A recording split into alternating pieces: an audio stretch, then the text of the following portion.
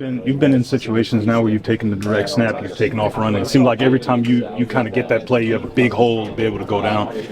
How much of that is just how big you are and also the O-line as well? I think it really all goes to the O-line because me being bigger would probably make it harder for me to get through certain holes. So I think, for them, the holes that I've had in those plays have been very big, like you said, and I think it really just speaks to them. The unit that they are and blocking as one unit, they've been great this year, and I'm excited to keep building on that. What was Illinois doing to kind of limit the passing game today? I think they played a little more zone than we expected, and they do a good job of disguising it, looking like man, dropping out and doing stuff like that. So I think that was kind of a part of it. But we wanted to establish the run game, and they don't want us to run the ball, and they're a great defense. So to be able to do that was really good for us as an offense.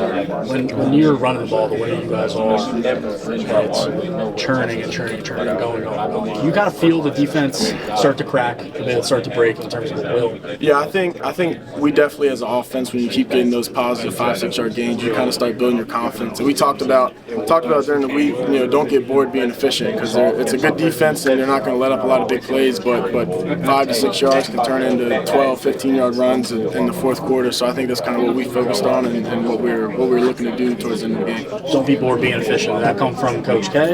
Yeah, that was Coach K's point this week. Was that early in the week where he told you that, or is that something that he just has nailed into you? That was there's like points each week that he gives us, and that was a big point we made this week, and you can't get bored being efficient.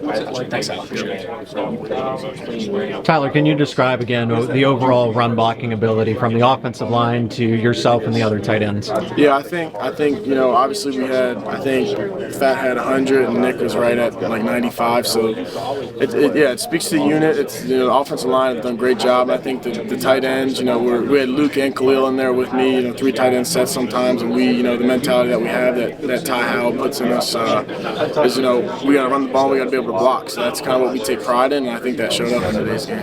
How did Drew do today in turn? He didn't fill up the stat sheet like he has in the past few games, but no turnovers. He was still efficient. How would you compliment Drew's game today? Yeah, I think like you said, he was efficient, and that's kind of what we needed out of him today. It wasn't a bunch of shots. It was controlling the game and leading the offense. And there were a few times where he lowered his shoulder and made plays when he needed to. So it was good. Do you feel any bit of pressure that James Franklin says most complete tight end, best tight end in all of college football? Is that something you carried with pride, or that you always kind of have to stay ahead of the game now that those expectations are on you? Yeah, I don't think it's really something I kind of have expectations for. I'm really focused on being the best tight end I can be for this offense, and however that looks from week to week is going to be different, but that's kind of what my approach is each week.